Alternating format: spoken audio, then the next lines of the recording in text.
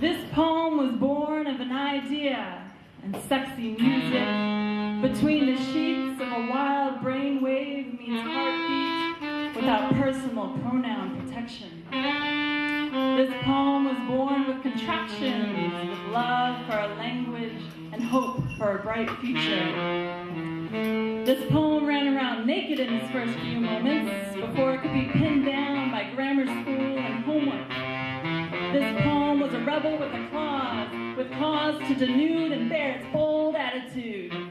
This poem brought forth new ideas, beep-bop, booyakasha, before it could learn to dress itself, conditionally covering the tiddly bits and wiggly bits for society.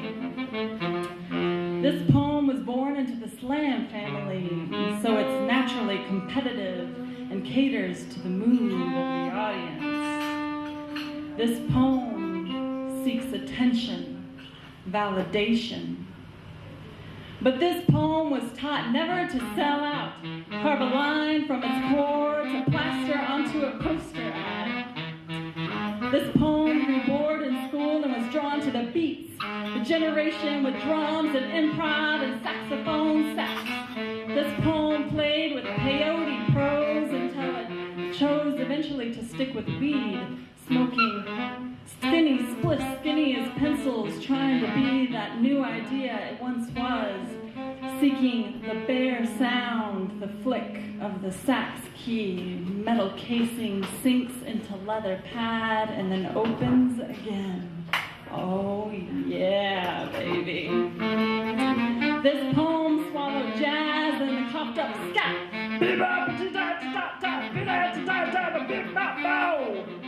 This poem seeks a body, hands to do the wicka wicka wow. This poem dabbled in romance, swinging from the masculine to the feminine. This poem referenced other poets, danced with iambic pentameter, dated a sonnet for a while, though found it too restrictive.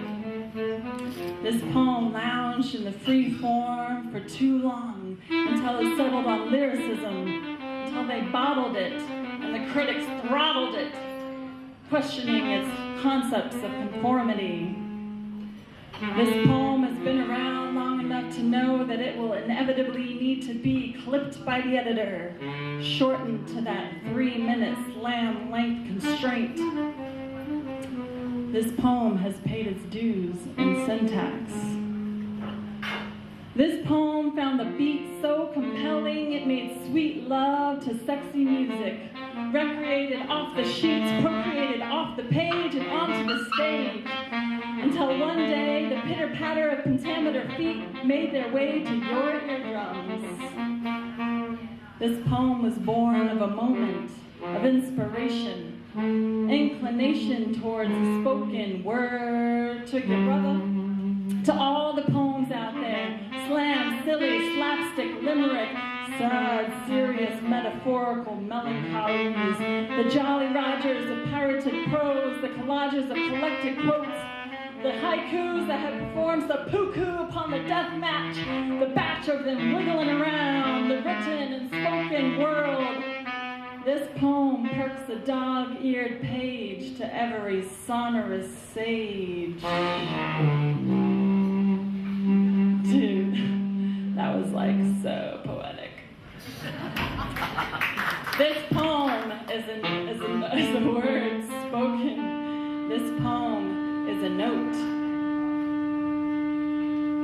Now this poem is done, but no doubt will be reincarnated a poster ad.